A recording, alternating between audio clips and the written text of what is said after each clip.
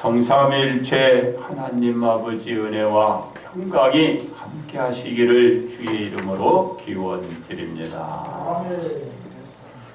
하나님은 사도들의 손을 통하여 민간의 표적과 기사를 많이 일어나게끔 하나님이 은혜를 내려주셨습니다. 이 일로 인하여 사도들이 전하는 말씀을 믿고 주께로 나오는 자가 더 많았고 남녀의 수는 큰 무리가 몰려들게 되었습니다. 심지어 병든 사람을 메고 거리에 나가 침대와 요 위에 누이고 베드로 일행이 지나가도록 거기에서 계속 기다리고 있었던 것입니다. 이 믿음의 역사는 어떻게 됐나요? 결국 모여든 병든 사람과 어른 귀신에게 괴로움받던 사람들에게 이 역사는 그들의 믿음대로 일어났고 다들 나음을 받고 돌아갔던 것입니다. 이 소문은 대제사장 및 당시 당파를 형성하고 있던 무리들의 시기를 사게 되었고 그로 말미암아 사도들은 잡혀서 그만 옥에 갇히게 되었던 것입니다. 그러므로 진리에 대한 충성이란 제목으로 여러분들과 함께 은혜를 나누고자 합니다. 첫째로 사도들이 드러낸 진리에 대한 모습입니다. 사도들은 기존 집권층의 시기로 인하여 옥에 갇혔으나 하나님은 밤에 주의 사자를 옥에 보내어 옥문을 열고 그 사도들을 이끌어내 주셨습니다. 그리고 주의 사자는 말씀했습니다. 성전에 가서 주님에 대한 복음을 백성들에게 전하도록 하셨습니다. 사도들은 주의 사자의 말씀대로 새벽에 성전에 들어가서 말씀을 가르쳐 갔던 것입니다. 이러한 일을 모르고 있는 대제사장 및 무리들은 옥에 가서 사도들을 끌고 오도록 사람을 보냈습니다. 그렇습니다. 그러나 옥으로 간 사람들은 옥문이 닫혔고 간수도 옥 앞에 있었지만 옥에 갇혔던 그 사람들은 보이지 않았던 것입니다. 이 사실들을 그대로 대제사장이 우리들에게 보고하자 모든 사람들이 옥을 가지고 있을 때 어떤 사람이 와서 아뢰기를 옥에 가두었던 사람들이 성전에 서서 지금 백성들을 가르치고 있다라는 것입니다. 분명히 옥에 가뒀는데 그 사람들이 나왔어요. 어떻게 나올 수 있어요? 지금 옥이 닫혀 있고 간수들은 그 앞에 있고 이거 불가능한 것이요. 불가능한 것을 하나님이 가능케 하고 불가능한 것 하는 그렇습니다. 사도들이 하나님의 진리의 말씀을 전하는 한 그 어떤 것도 막을 수 없지만 진리에 대한 충성을 드러내는 사도들의 모습은 저들이 멈추게 할 수가 없었던 것입니다. 하나님이 그냥 안 놔두는 거예요. 사람이 붙들어놔도 하나님은 일할 수 있게 만들어주십니다. 왜냐하면 진리의 말씀을 전하다가 옥에 갇히고 간신히 풀려나 그 상황에 다시 말씀을 전할 수 있게 하시는 것도 누구냐? 하나님이죠. 하나님. 그렇습니다. 대제사장 및 무리들은 사람들을 보내어 성전에서 말씀을 전하는 사도들을 잡아왔지만 저들은 또한 그들에게 강제로 할 수 없었습니다. 왜냐하면 혹시나 백성들이 그 자신들에게 돌을 칠까 해서 돌을 던져서 그들을 칠까 두려우며 다만 잡아온 사도들을 궁의 앞에 세워두고 대제사장이 그들을 신문했습니다. 뭐라고 했나? 이렇게 얘기를 했습니다. 우리가 너희들에게 예수님의 이름으로 사람들에게 가르치지 말라고 엄하게 금지하였거늘 너희는 어찌하여 예수님의 이름을 저 성전에서 또 가르치고 있느냐 꾸짖고 책망하였습니다. 그러면서 대제사장이 이때 무엇이라고 한 줄 아세요? 이런 말을 합니다. 예수님의 흘린 그 피를 우리들에게로 돌리고자 너희들이 하느냐 하면서 핀잔을 주었던 것입니다. 그렇습니다. 대사장의 말을 듣고 난 베드로 일행 그들은 무엇이라고 하나요? 이런 말을 합니다. 사람보다 하나님께 순종하는 것이 마땅하도다. 너의 말을 듣기보다는 하나님의 말씀을 듣는 것이 옳으니라. 이 말이에요. 사람의 말을 안 듣겠다. 하나님의 말씀을 듣는 것이 옳다. 대제사장의 으름장에 전혀 동요받지 않는 모습을 보여주고 있는 거예요. 바로 진리를 드러내는 모습에 대한 충성을 베드로 일행이 나타내주고 있는 거예요. 이 진리를 드러내는 충성은 협박과 겁박을 한다고 해서 포기할 일이 아니라는 것입니다. 확실히 대제사장이 무리들에게 그것을 그들의 태도, 그런 각오를 보여주고 있는 겁니다. 그렇습니다. 이와 같이 말한 베드로의 일행은 대제사장 및 무리들에게 선포하기를 너희가 나무에 달아 죽인 예수를 우리의 조상 하나님이 살리셨도다. 하나님이 예수님을 살리신 것은 이스라엘에게 회개함과 제사함을 주기 위하며 예수님을 임금과 구주로 삼시기 위한 것이었도다. 엄청난 사실을 그들에게 얘기를 한 거예요. 결국 베드로의 일행은 대제사장이 부정하고 있는 예수 그리스도의 피 흘림에 대한 책임을 너희가 있도다. 너희에게 있도다. 그들에게 전가하고 있는 것입니다. 맞는 말입니까?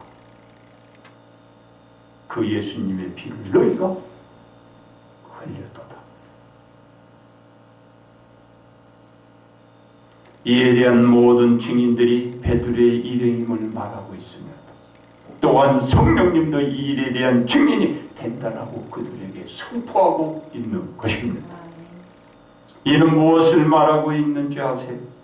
일어난 일에 대한 사실, 즉 진리에 대한 것은 변할 수 없다라는 것을 베드로의 일행이 그 대제사장 그 무리들에게 얘기하고 있는 사실.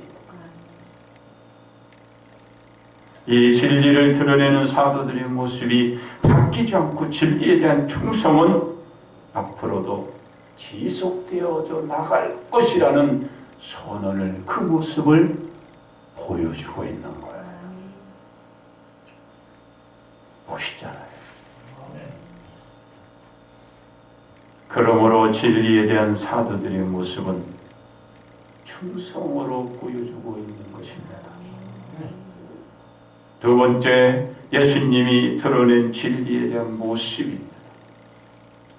베드로의 일행이 자신들의 환경에 전혀 영향을 받지 않고 진리에 대한 충성을 보여준 것은 예수님께 대한 진리였습니다. 즉 복음에 대한 사실을 믿고 이 진리에 대한 확신을 가진 자의 증인의 모습인 것입니다. 그래서 진리를 드러내는 자로서 모습이기에 대제사장 및 무리들의 휴업에도 전혀 요동을 하지 않았던 것을 우리는 볼 수가 있는 것입니다. 그러면서 자신들에게 주어진 복음을 꾸준히 전할 수 있게 되었던 것입니다. 얼마나 멋있어요. 예수님이 복음을 전하시기 위해서 세상 밖으로 나올 때 그때 비로소 사람들의 눈에 띄게 되었습니다. 그 이전에는 예수님을 한낱 목수의 아들로 취급을 받았고 자신들의 이웃에 있는 이웃으로만 여김을 받게 되었습니다.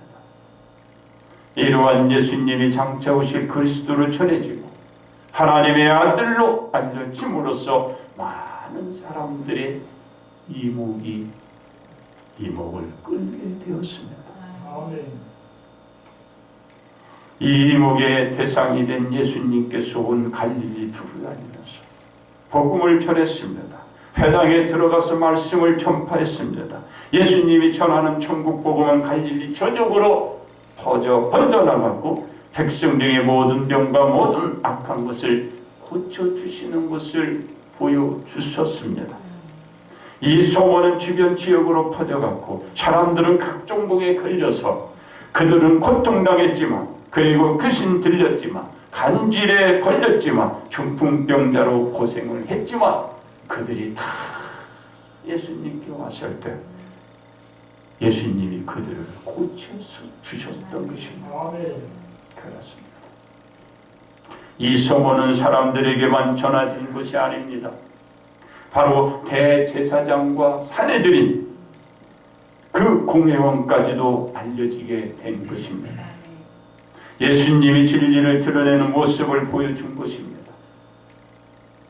대제사장과 사내들의 공회원들이 예수님이 천국 복음을 전하도록 그냥 방치해 두지 않았고 복음을 전하지 못하도록 온갖 여러 방법을 통하여 방해를 했지만 그리고 협박도 해보았지만 예수님의 복음 전파는 멈췄나요? 멈추지 않고 계속 강행되었습니다. 예수님이 진리의 말씀을 전하는 하나님께 대한 충성을 드러내주고 있는 모습인 것입니다. 그렇습니다.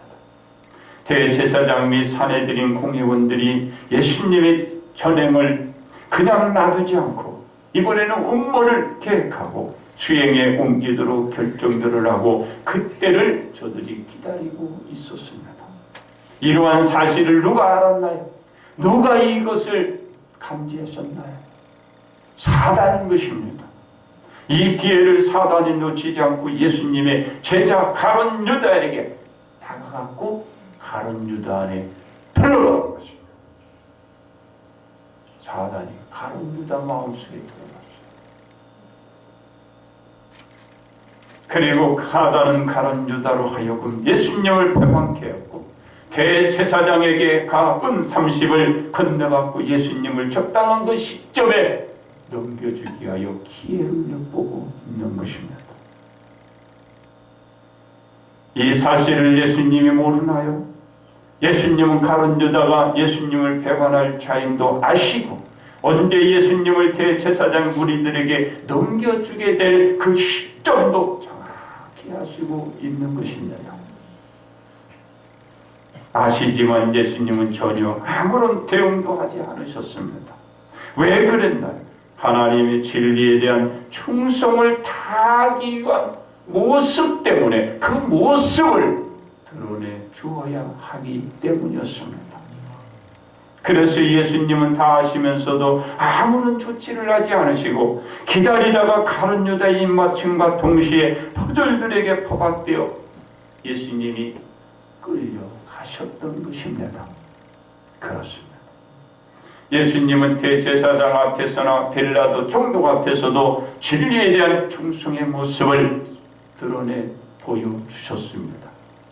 결국 예수님은 대제사장 앞과 빌라도 총독 앞에서 고문을 받아가면서까지 끝내 그 모습을 보였고 예수님은 십자가를 지시고 골고다 언덕 위에 올라가 십자가에 못 박혀 돌아가신 것입니다. 바로 예수님은 죽기까지 진리에 대한 충성을 보여주신 것입니다. 그러므로 예수님이 드러낸 그 주신 진리에 대한 충성으로 말미암아 어떻게든 인류가 구원에 이룰 수 있게 된 것입니다. 세 번째, 우리들이 드러내어야 할 진리에 대한 모습인 것입니다. 베드로 일행이 주변 상황에 열악한 환경에도 어떻게 했나요? 그들은 불구하지 않았고 진리의 말씀을 전할 수 있었던 것은 예수님의 가르침이었던 진리에 대한 충성이 있었기 때문입니다. 이 진리에 대한 충성은 세상 사람들과 전혀 결탁하지 않고 오직 하나님께 대한 충성이었던 것입니다. 그러기에 베드로 일행이 주변 압박에도 굴하지 않았습니다. 환경에도 그들은 개의치 아니했습니다. 오직 진리의 말씀을 믿고 진리에 대한 복음을 전하는 충성을 그들은 보여주신 것입니다. 예수님께서 십자가에 못 박혀 돌아가면서도 무엇이라고 하나님 아버지 앞에 여러분 아뢰셨는지 아시나요? 이렇게 얘기를 했습니다. 나의 하나님, 나의 하나님, 어찌하여 나를 버리셨나이까? 외치면서까지도 예수님은 진리에 대한 충성을 끝까지 드러내 보여주신 모습을 우리들에게 보여주신 것입니다. 예수님이 진리에 대한 충성은 바로 십자가에 못 박히는 것까지도 막지는 못했던 것입니다. 진리에 대한 충성은 그 어떤 위해라도 꺾을 수 없었음을 이 십자가를 통하여 보여주신 것입니다. 그렇습니다. 예수님께서 십자가에 못 박혀 돌아가면서 이와 같이 한 것은 충성이 아니면 할 수가 없었어요. 바로 순종한 것입니다. 그렇습니다. 우리들이 진리에 대한 충성을 드러내는 모습을 보이기 위해서는 이제 진리에 대한 믿음이 있어야 하는 것입니다. 왜냐하면 베드로 일행이 예수님의 제자들이었지만 예수님이 끌려가 신문을 받고 십자가에 못 박혀 죽어 장사를 치른 뒤 자신들에게 미치게 될 핍박으로 인하여 두려움에 사로잡혀 아무런 그 어떤 엄두도 내지 못했고 그저 떨고만 저들은 있었습니다. 이러한 베드로 일행이 주변의 위협에 대해서 전혀 개의치 않을 수 있었던 것은 부활하신 예수님을 만난 지였습니다. 즉 베드로 일행이 예수님이 말씀하신 진리에 대한 믿음을 확실히 지닌 지에 이런 확신을 가지고 있게 된 것입니다. 이 믿음이 우리들에게도 있어야 우리도 진리에 대한 충성을 보일 수 있는 모습을 보일 수 있게 될 것입니다. 우리들이 진리에 대한 믿음이 있으면 주변의 영향을 받을까요? 전혀 받지 않을 수 있습니다. 왜냐하면 진리를 지켜가는 것이 우리들이 보여야 할 모습이 바로 그것이 충성이기 때문입니다. 이러한 믿음의 생활이 이어져 갈 때 우리들에게 닥칠 여러 가지 일들로 인하여 진리에 대한 충성이 꺾일까요? 꺾이지 않습니다. 절대로 변하지 않습니다. 바로 충성을 드러내는 모습이 그 생활이 되어 나가는 것입니다. 왜 이와 같은 생활을 강조하고 있나요? 우리들이 살고 있는 생활 환경에 곧 대환란 시대가 예고되어 있기 때문입니다. 그렇다고 이 환란 시기가 언제라고 정확히 딱 집어 말할 수 있나요? 말할 수 없다라는 것입니다. 다만 예수님께서 사도들을 통하여 말씀해 주신 대로 환란 정국이 있을 것이라는 것을 우리는 예측하고 예측되고 있기 때문입니다. 예측한다는 것은 앞으로 반드시 일어날 것이기 때문에 이 환란을 극복하고 이겨내기 위해서는 우리들이 지금부터 진리에 대한 충성을 드러내는 모습을 보이는 믿음 생활이 있어야 우리들이 환란 속에서도 승리할 수 있는 자로 하나님 앞에 서 나갈 수 있게 되는 것입니다. 그렇습니다. 그렇지 않게 되면 우리들도 베드로 일행이 자신들에게 닥칠 핍박이 두려워 밖에 나가지도 못한 채 집안에 다 같이 숨어있는 예수님께 대한 불충을 우리도 저지를 않을 수 없게 되는 것입니다. 이러한 일들이 우리들에게 일어나지 않도록 하기 위해서 지금 이 시간부터 진리에 대한 충성을 드러내 보여주는 우리들의 모습이 있어야 할 것입니다. 이 진리에 대한 충성만이 우리들이 지금 승리할 수 있고 앞으로 닥칠 때 환난 속의 유혹과 핍박 및 고문으로부터 받아내고 승리에 이르게 할 수 있을 것입니다. 그 누구도 진리에 대한 충성을 드러내 보여가는 우리들의 길을 그로 인하여 막지는 못하게 될 것입니다. 결국 진리에 대한 충성을 보이는 우리들의 모습은 이 땅에서도 예수님 앞에서도 승리자, 그로 인하여 우리는 기억되어 가실 것입니다. 그리고 기억되어질 것입니다. 그러므로 진리에 대한 충성을 드러내 보이는 우리들의 모습이 되어 나가기를 바랍니다. 이제 결론 말씀을 드립니다. 예수님의 제자들이 처음부터 진리에 대한 충성을 보였던 것은 결코 아니라는 것입니다. 그럼 언제부터 그들이 변하고 바꿨나요? 부활하신 예수님을 만난 후 진리에 대한 충성을 그들이 보여갔던 것입니다. 그러자 제자들이 가는 곳마다 어떤 일이 일어났는데 큰 역사가 일어나게 된 것입니다. 이런 말미암아 베드로 일행은 큰 시련과 환난을 겪게 되었지만 하나님께서 저들을 그냥 내버려 두지 않았습니다. 하나님께서 주의 사자를 보내어 지속적으로 그들로 하여금 진리에 대한 그 충성을 할 수 있도록 복음을 전할 수 있도록 환경을 만들어 주는 데 도움을 주실 것입니다. 이에 베드로 일행은 진리에 대한 충성을 그로 인하여 다 보여갔던 것을 그 모습을 보여주고 있는 것입니다. 그렇습니다. 이 진리에 대한 충성을 우리들이 그대로 이어가기 위해서는 이제 예수님이 말씀하신 진리에 대해 절대적으로 믿는 충성을 먼저 보여가는 그 모습이 있을 때 우리가 이 길을 이어갈 수가 있게 되는 것입니다. 이 진리에 대한 충성은 우리들을 위한 것이지 주변에 있는 모든 사람들 저들의 것도 될 것입니다. 즉 우리들의 믿음을 성숙하게 끌어가게 될 것이며 우리들의 지인들이 행복을 누려가게 만들 것입니다. 자, 여러분 여기 한번 읽어보세요. 자, 충성 밑에 시작. 내가 사도록 충성하라.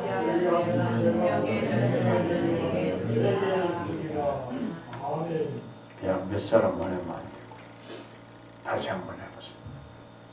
시작. 내가 죽도록 충성하라. 그리하면 내가 생명의 그게 아니고 자기를 위한 믿음으로 남을 행복하게 만드는 충성. 시작. 자기를 위한 믿음으로 남을 행복하게 만드는 충성. 그렇습니다. 우리들의 믿음을 성숙하게 끌어가게 될 것이고 우리들의 지인들이 행복을 누려가게 될 것입니다. 그러므로 진리에 대한 충성으로 우리 모두는 최후의 승리자로 남기를 주님의 이름으로 축복드립니다.